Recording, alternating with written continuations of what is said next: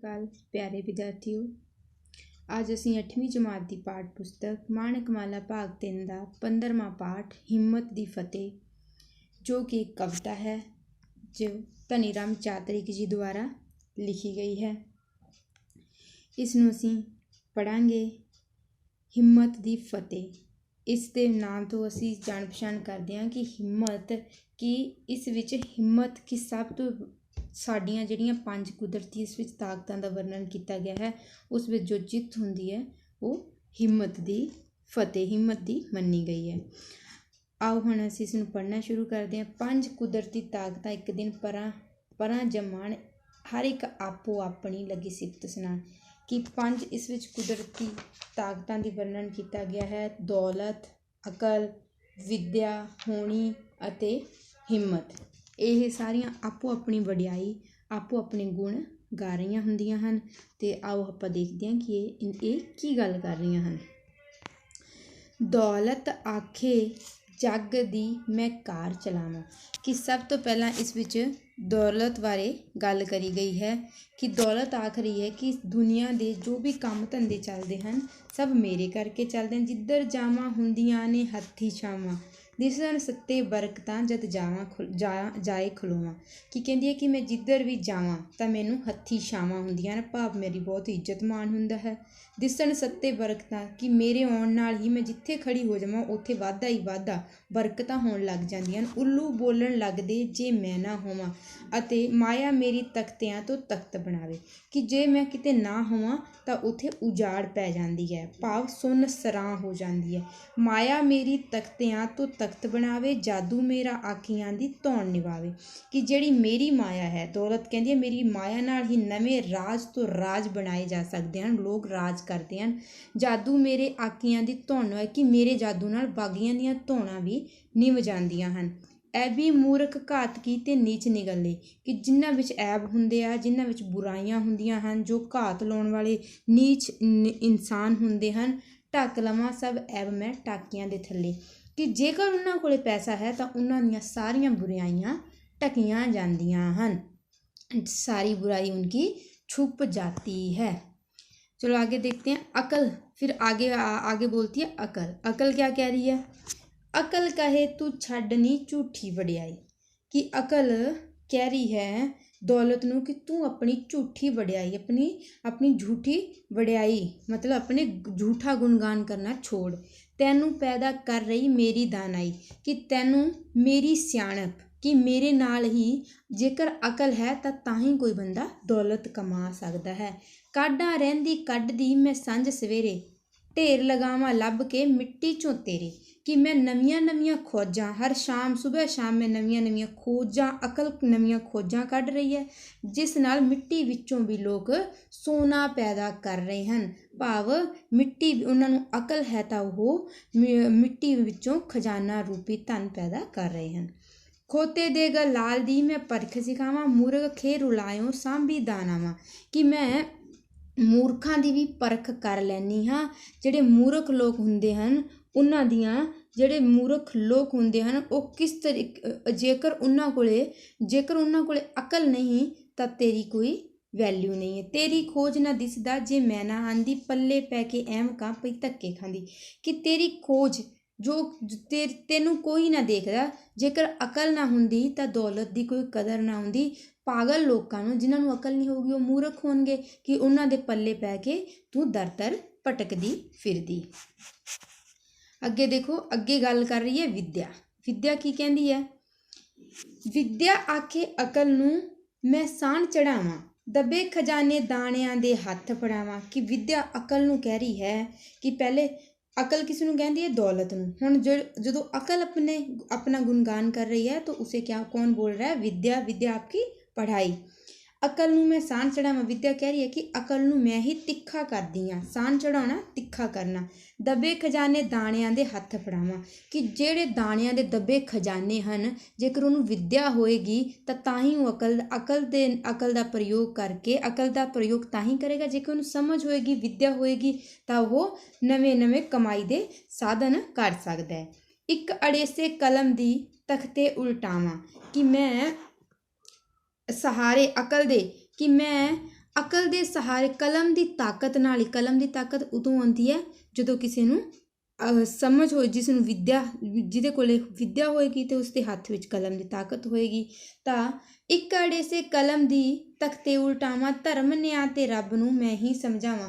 ਕਿ ਕਲਮ ਦੀ ਤਾਕਤ ਨਾਲ ਹੀ ਮੈਂ ਰਾਜ ਕਿਸੇ ਦੇ ਪਲਟਾ ਸਕਦੀ ਹਾਂ, ਕਿਸੇ ਦੇ ਲੇਖ ਬਦਲ ਸਕਦੀ ਹਾਂ। ਧਰਮ ਨਿਆਂ ਤੋਂ ਰੱਬ ਨੂੰ ਮੈਂ ਹੀ ਸਮਝਾਵਾਂ। ਧਰਮ, ਨਿਆਂ ਤੇ ਰੱਬ, ਇਹਨਾਂ ਦੀ ਸਭ ਸਮਝ ਵਿਦਿਆ ਰਾਹੀਂ ਹੀ ਆਉਂਦੀ ਹੈ। ਦੌਲਤ ਵਾਲੇ ਆਲਮਾਂ ਦਾ ਭਰਦੇ ਪਾਣੀ, ਮੇਰੇ ਹੱਥ ਹਕੂਮਤਾਂ ਦੀ ਕਲਾ ਪੁਆਣੀ।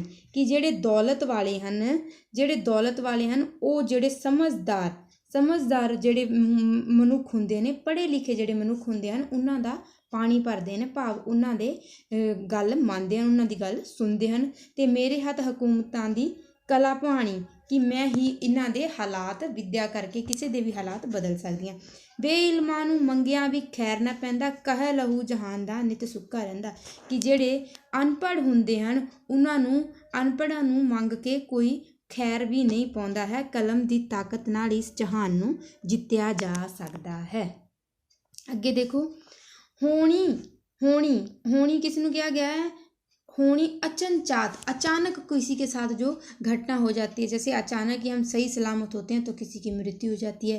कि अचानक ही कोई बहुत अमीर होता है तो क्या होता है कि वो गरीब हो जाता है किसी कारणों से।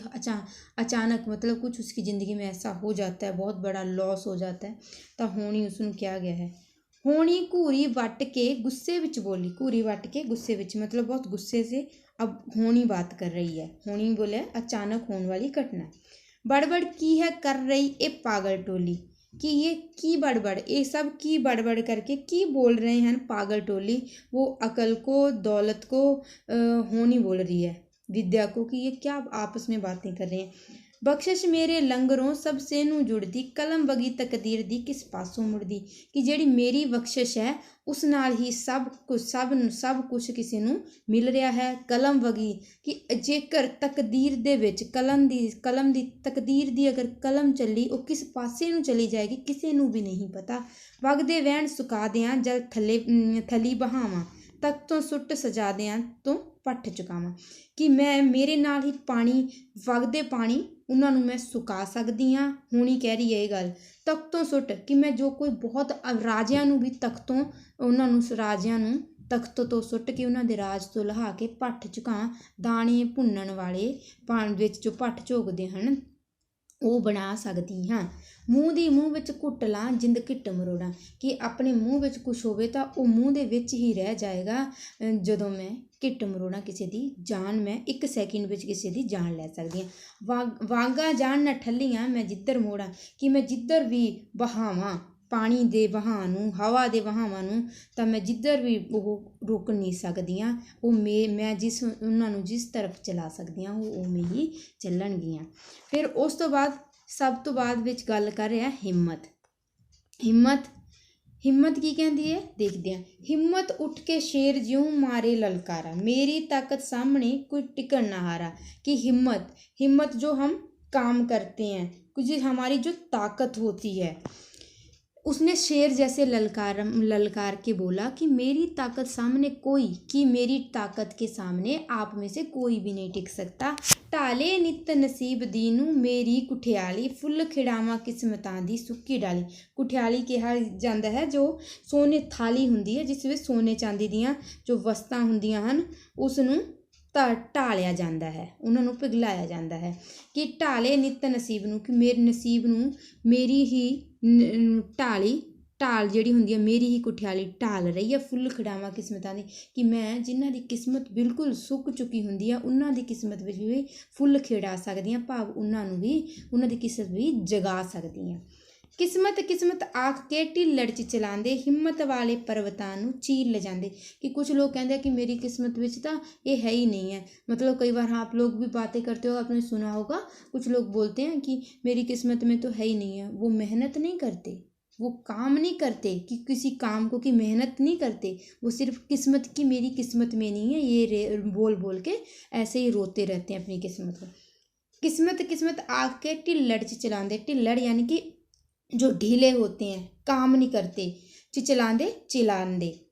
हिम्मत वाले पर्वतां चीर ले जाते। और जो हिम्मत करके, एक जज्बा होता है उनमें, हिम्मत करके मेहनत करके जो बड़े बड़े पर्वत होते हैं उन्हें भी चीर जाते हैं, उनसे उनको चीर के अपना रास्ता बना लेते हैं। हड्ड न हिलन आले अपने किस्मत नूं रोंदे, चुंगियां भरदे हिम्मती जां अगां खलोंदे।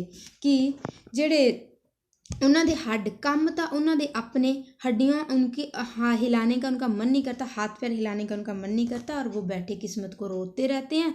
चुंगियां भरदे हिम्मती जां अगां खलोंदे। चुंगियां भरदे मतलब कि जो चुंगियां भरदे बहुत वो खुश होंदे, काम करते, चुंगियां भरदे किसी चीज़ में, जिस तरह बच्चे अपनियां गावां दा दुੱਧ पींदे हैं, उस तरीके नाल चुंगियां भरदे हिम्मती वो हिम्मत दे नाल अगे जाके खड़े हो जाते हैं।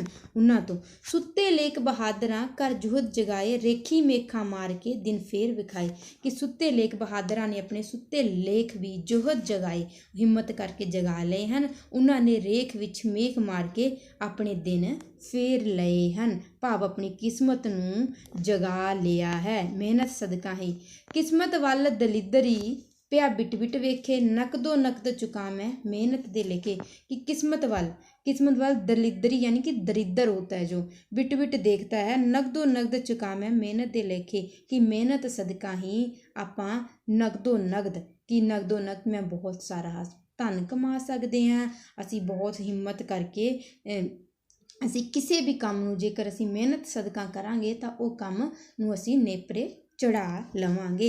मतलब वो काम हम किसी भी काम करने के लिए हमें हिम्मत की ज़रूरत होती है। अगर हमारे मन में एक बार हमारा एक निश्चित उद्देश्य है और उसको पाने के लिए हम हिम्मत से लगातार मेहनत करते जा रहे हैं, तो उसे पाने से हमें कोई भी नहीं रोक सकता। तो इस सब में उन्होंने बताया कि सबसे जो हिम्मत दी फतेह, सबसे जो बलशाली है वो हिम्मत को बताया गया है। औंकड़ कैडी आ पए मैं करा सुखाली। कि किड्डी भी बड़ी औंकड़ यानी कि कोई मुसीबत कितनी भी बड़ी आ जाए, मैं उसको हिम्मत से उसको सुखाली, उसनों सौखा किया जाता है। फूका मार उड़ा दिया किस्मत का टकाली। कि जो किस्मत बोल के रोते हैं ना, तो मैं एक ही फूक में उस काली घटा को उड़ा सकती हूँ। हिम्मत जेड़े काम नूं लक बन खलोवे, सुक्का कंडा फुल के गुलदस्ता होवे। कि हिम्मत से, कि हिम्मत नाल ही किसी चीज़ नूं अगर आपां हिम्मत कर लीए ਤਾਂ ਉਸ ਤੋਂ ਬਾਅਦ ਜਿਹੜਾ ਸੁੱਕੇ ਕੰਡੇ ਵੀ ਹੁੰਦੇ ਹਨ, ਸੁੱਕਿਆ ਕੰਡਿਆਂ ਵਾਲਾ ਵੀ ਜਿਹੜਾ ਕੋਈ ਫੁੱਲ ਦੇ ਉੱਤੇ ਸਿਰਫ ਕੰਡੇ ਹੋਣ ਸੁੱਕੇ, ਉਹ ਵੀ ਫੁੱਲ ਗੁਲਦਸਤਾ ਬਣ ਜਾਂਦਾ ਹੈ, ਭਾਵ ਉਸ 'ਤੇ ਫੁੱਲ ਖਿੜਨ ਲੱਗ ਜਾਂਦੇ ਹਨ। ਨੀਅਤ ਘੜੇ ਮੁਰਾਦ ਨੂੰ ਲਾ ਹਿੰਮਤ ਤੋਣੀ, ਪਾਣੀ ਵਾਂਗਰ ਵਗ ਤੁਰੇ ਜੇ ਪਵੇ ਅੜਾਉਣੀ। ਕਿ ਨੀਅਤ, ਕਿ ਜਿਹੜੀ ਸਾਡੀ ਨੀਅਤ ਹੁੰਦੀ ਹੈ ਉਹਦੇ ਨਾਲ ਹੀ ਸਾਨੂੰ ਮੁਰਾਦਾਂ ਮਿਲਦੀਆਂ। ਸਾਡੀ ਚੰਗੀ ਨੀਅਤ ਹੈ ਤਾਂ ਉਸ ਵਿੱਚ ਅਸੀਂ ਹਿੰਮਤ ਨਾਲ ਸਾਨੂੰ ਕੋਈ ਵੀ ਮੁਰਾਦ ਮਿਲ ਜਾਂਦੀ ਹੈ। पानी वांगर वग तुरे जे पवे अड़ाउणी। कि पानी वांग भी जे साडे पानी भी खड़िया होवे, वो भी तुर खड़दा है, तुर पैंदा है जेकर असीं हिम्मत नाल काम करदे हां। पक्की नीयत धार के जो चौना चक्के, रब भी चातरे को उसदा फल रोकना। कि पक्की, कि हमारी पक्की एक नीयत से, एक उद्देश्य को हम अगर कोई काम करते हैं तो उसका जो भी हमें फल होगा, उसका फल मिलने से हमें भगवान भी नहीं रोक सकते। चातरिक इसदे कवि का नाम है। कि धनी राम चातरिक कह रहा है कि जेकर तुसी थोड़ी एक नीयत साफ है, एक पक्का इरादा है, तो तुसी उस काम कर रहे हो, तो परमात्मा भी उसका फल, रब भी उसका फल थोनों देण तो खुद नूं नहीं रोक सकेगा। इसलिए इस विच हिम्मत की फतेह बारे गल की गई है। कि हिम्मत अगर जेकर असीं हिम्मत करांगे तो असीं कोई भी काम कर सकते हैं। औखे शब्दां दे अर्थ हन परा जमाना, इकट्ठे होना, सिफत वडियाई, कार कम, हथी छावां करना, आदर करना, बरकत वाधा, उल्लू बोलने, उजाड़ होनी, आखियां बागियां, धौन गर्दन, घात की घात लाउण वाला, ऐब बुरियाई, दानाई सियाणप, काढ़ खोज, परख पछाण, खेर उलनी मिट्टी विच मिलना, तानावा सियाणे, ऐम का मूरख, विद्या, सान चढ़ाना, तिखी करना, अड़ेसे सहारे, तख्त उल्टना, राज पलटना, पानी भरना, गुलामी करनी, कला पुआणी, हालात बदलने, बेइलम अनपढ़, होनी अचनचेत होने वाली घटना, अचानक होने वाली घटना, घूरी वटना, गुस्सा प्रगट करना, पट्ठ झोकना, भट्ठियां विच दाने, भुन्नण वेले बालन पाउणा, घिट मरोड़ना, जानो मारना, ललकारा वंगारना, कुठियाली थाली जिस विच सोने चांदी दीयां वस्तां ढालियां जाण, ਪਰਬਤਾਂ ਨੂੰ ਚੀਰਨਾ, ਔਖਾ ਕੰਮ ਕਰਨਾ, ਹੱਡ ਨਾ ਹਿਲਾਉਣਾ, ਸੁਸਤ ਹੋਣਾ, ਚੁੰਗੀਆਂ ਭਰਨਾ, ਖੁਸ਼ ਹੋਣਾ, ਜੋਹਦ ਹਿੰਮਤ, ਰੇਖ ਵਿੱਚ ਮੇਖ ਮਾਰਨਾ, ਆਪਣੀ ਕਿਸਮਤ ਬਦਲਣੀ, ਦਿਨ ਫਿਰਨਾ, ਚੰਗੇ ਦਿਨ ਆਉਣਾ, ਬਿਟ ਬਿਟ ਦੇਖਣਾ, ਲਗਾਤਾਰ ਦੇਖਣਾ, ਲੱਕ ਬੰਨਣਾ, ਹਿੰਮਤ ਕਰਨੀ, ਚੌਣਾ ਚੁੱਕਣਾ, ਜ਼ਿੰਮੇਵਾਰੀ ਚੁੱਕਣੀ। ਇਹਨਾਂ ਦੇ ਔਖੇ ਸ਼ਬਦਾਂ ਨੂੰ ਤੁਸੀਂ ਪੜ੍ਹਨਾ ਹੈ ਤਾਂ ਤੁਹਾਨੂੰ ਆਰਾਮ ਨਾਲ ਇਸ ਦੇ ਵਿੱਚ ਜਿੰਨੇ ਵੀ ਤੁਸੀਂ ਕਵਿਤਾ ਦੇ ਵਿੱਚ ਸ਼ਬਦ ਆਏ ਹਨ ਉਹਨਾਂ ਨੂੰ ਅਸੀਂ ਚੰਗੀ ਤਰ੍ਹਾਂ ਉਹਨਾਂ ਦੇ ਅਰਥ ਸਮਝ ਸਕਾਂਗੇ। ਅੱਗੇ ਦੇਖਦੇ ਹਾਂ ਅਭਿਆਸ ਦੇ ਪ੍ਰਸ਼ਨ। ਹੇਠਲੇ ਪ੍ਰਸ਼ਨਾਂ ਦੇ ਉੱਤਰ 2-3 ਸਤਰਾਂ ਵਿੱਚ ਲਿਖੋ। ਦੌਲਤ ਨੇ ਆਪਣੀ ਸਿਫਤ ਕਰਦਿਆਂ ਕੀ ਕਿਹਾ? ਤਾਂ ਦੌਲਤ ਨੇ ਆਪਣੀ ਸਿਫਤ ਕਰਦਿਆਂ ਕਿਹਾ ਹੈ ਕਿ ਮੇਰੇ ਕਰਕੇ ਹੀ ਸਭ ਕੰਮ ਇਸ ਦੁਨੀਆ ਵਿੱਚ ਜਿੰਨੇ ਵੀ ਕੰਮ ਧੰਦੇ ਹੁੰਦੇ ਹਨ ਮੇਰੇ ਕਰਕੇ ਹੀ ਚੱਲ ਰਹੇ ਹਨ, ਮੇਰੇ ਕਰਕੇ ਹੀ ਸਭ ਬਰਕਤਾਂ ਹੋ ਰਹੀਆਂ ਹਨ, ਅਤੇ ਜਿੱਥੋਂ ਮੈਂ ਨਹੀਂ ਹੋਵਾਂ ਉੱਥੇ ਉੱਲੂ ਬੋਲਣ ਲੱਗ ਜਾਂਦੇ ਹਨ। ਭਾਵ ਕਿ ਮੇਰੇ ਕਰਕੇ ਹੀ ਕਾਰ ਵਿਹਾਰ ਇਸ ਦੁਨੀਆ ਦੇ ਚੱਲ ਰਹੇ ਹਨ, ਔਰ ਜੇਕਰ ਜੇ ਮੇਰੀ ਵਜ੍ਹਾ ਨਾਲ ਮੂਰਖ ਅਤੇ ਜੋ ਨਿਵਾਗੀ ਲੋਕ ਹੁੰਦੇ ਹਨ, ਮੂਰਖ ਲੋਕ ਹੁੰਦੇ ਹਨ, ਬੁਰੇ ਲੋਕ ਹੁੰਦੇ ਹਨ, ਉਹਨਾਂ ਦੇ ਵੀ ਸਾਰੇ ਜਿਹੜੇ ਐਬ ਹੁੰਦੇ ਹਨ ਉਹ ਢਕੇ ਜਾਂਦੇ ਹਨ ਜੇਕਰ ਉਹਨਾਂ ਕੋਲ ਦੌਲਤ ਹੈ ਤਾਂ। ਅਕਲ ਨੇ ਵਿੱਦਿਆ ਦਾ ਆਪਸ ਵਿੱਚ ਕੀ ਸੰਬੰਧ ਹੈ? ਤਾਂ ਅਕਲ ਅਤੇ ਵਿੱਦਿਆ ਦਾ ਆਪਸ ਵਿੱਚ ਇਹ ਸੰਬੰਧ ਹੈ ਕਿ ਅਕਲ ਅਤੇ ਵਿੱਦਿਆ, ਜੇਕਰ ਅਕਲ ਹੋਊਗੀ ਸਾਨੂੰ ਤਾਂ ਜੇਕਰ ਵਿੱਦਿਆ ਹੋਊਗੀ ਤਾਂ ਅਸੀਂ ਆਪਣੀ ਅਕਲ ਦਾ ਪ੍ਰਯੋਗ ਕਰ ਸਕਾਂਗੇ ਅਤੇ ਅਕਲ ਨਾਲ ਹੀ ਅਸੀਂ ਨਵਾਂ ਧਨ ਕਮਾ ਸਕਾਂਗੇ। ਵਿੱਦਿਆ ਦੇ ਰਾਹੀਂ ਅਕਲ ਨਾਲ ਜੇਕਰ ਸਾਨੂੰ ਅਕਲ ਹੋਊਗੀ ਤਾਂ ਵਿੱਦਿਆ ਦੇ ਰਾਹੀਂ ਅਸੀਂ ਧਨ ਕਮਾ ਸਕਾਂਗੇ, ਨਵੇਂ ਅਸੀਂ ਰੋਜ਼ਗਾਰ ਕੱਢ ਸਕਾਂਗੇ। ਕਿਸਮਤ ਨੇ ਆਪਣੇ ਪੱਖ ਵਿੱਚ ਦਲੀਲਾਂ ਦਿੰਦਿਆਂ ਕੀ ਕਿਹਾ? ਹਿੰਮਤ ਨੇ ਆਪਣੇ ਪੱਖ ਵਿੱਚ ਦਲੀਲਾਂ ਦਿੰਦਿਆਂ ਕਿਹਾ ਕਿ ਹਿੰਮਤ ਕਹਿ ਰਹੀ ਹੈ ਕਿ ਮੇਰੇ ਕਰਕੇ ਹੀ ਕੋਈ ਵੀ ਮਨੁੱਖ ਕੋਈ ਵੀ ਕੰਮ ਕਰ ਸਕਦਾ ਹੈ। ਉਹ ਵੱਡੇ ਵੱਡੇ ਪਹਾੜਾਂ ਨੂੰ ਚੀਰ ਕੇ ਭਾਵ ਮੁਸ਼ਕਿਲ ਤੋਂ ਮੁਸ਼ਕਿਲ ਕੰਮ ਕਰ ਸਕਦਾ ਹੈ।